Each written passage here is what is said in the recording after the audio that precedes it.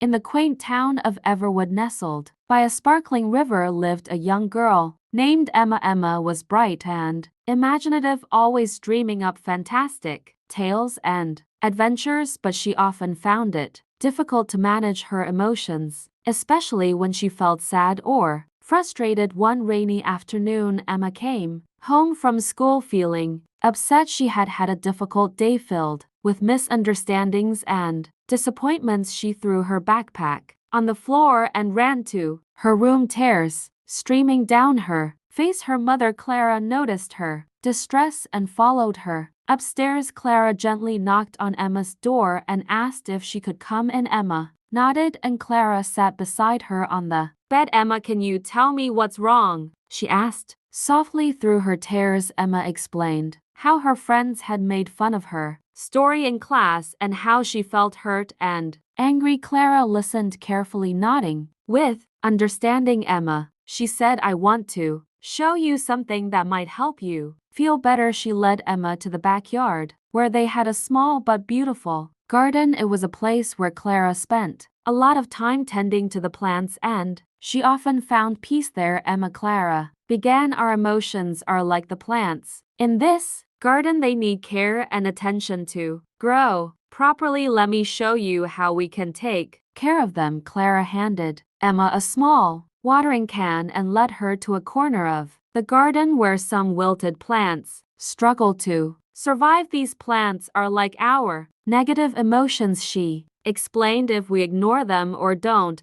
handle them properly, they can take over and make us feel bad. But with the right care, we can help them become healthy and strong." Together, they watered the plants, trimmed away the dead leaves, and added fresh soil as they worked. Clara continued, "When you feel angry or sad, think of it as a plant that needs your attention. Here are some ways to take care of your emotions just like we take care of these plants." "First," she said, "take a deep breath. Just like we give these plants water, our breath nourishes us and helps us stay calm. Breathe in slowly for 4 counts. Hold it for a moment and then breathe out for 4 counts. Try it with me." Emma followed her mother's instructions and she began to feel her tension ease. "Second," Clara continued, "find a quiet place like our garden where you can think about what's making you upset. Sometimes just being in a peaceful spot can help you feel better." They moved to another part of the garden where vibrant flowers bloomed. Clara said, "These flowers are like our positive emotions. When we take care of our negative emotions, we make room for the positive ones to grow. It's important to remember what makes us happy and to do those things often." Emma smiled as she remembered how much she loved playing in the garden and spending time with her friends. "But what if I'm still angry?" she asked. Clara thought for a moment, then picked up a small trowel. "Sometimes," she said, "we need to dig a little deeper. Write down your feelings or talk about them with someone you trust, just like how we dig to plant new seeds. Expressing your emotions can help you understand them better." They spent the rest of the afternoon planting new seeds and tending to the garden. As they worked, Emma felt a sense of calm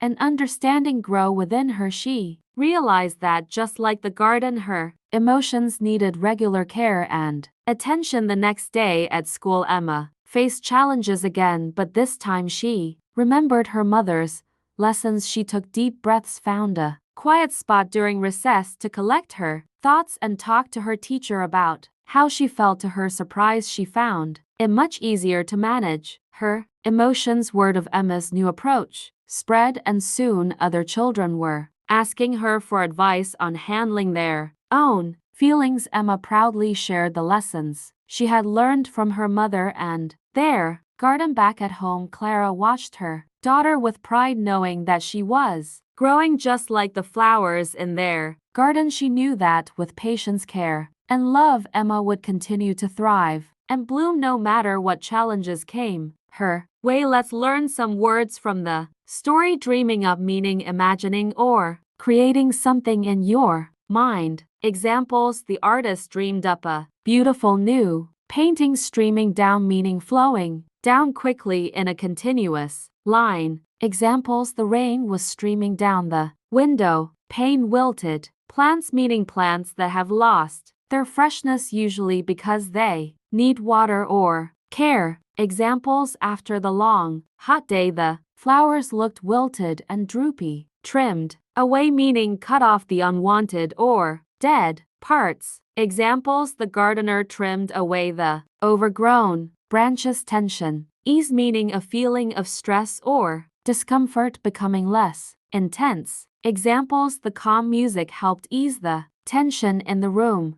Make room meaning create space for something new. Examples: we need to clean the garage to make room for the new car. Trowel meaning a small hand tool with a flat pointed blade used for digging small holes or moving soil. Examples: the gardener always carries a trowel for planting flowers. Dig meaning to break up and move soil to create a hole. Examples: the dog likes to dig in the backyard. Recess meaning a break period during school for children to play and relax. Examples: the children ran outside for recess after their morning classes. Thrive and bloom meaning to grow healthfully and vigorously, often used for plants but can apply to people and ideas. Examples: Emma's confidence began to thrive and bloom after learning to manage her emotions. Don't forget to like, share, and subscribe.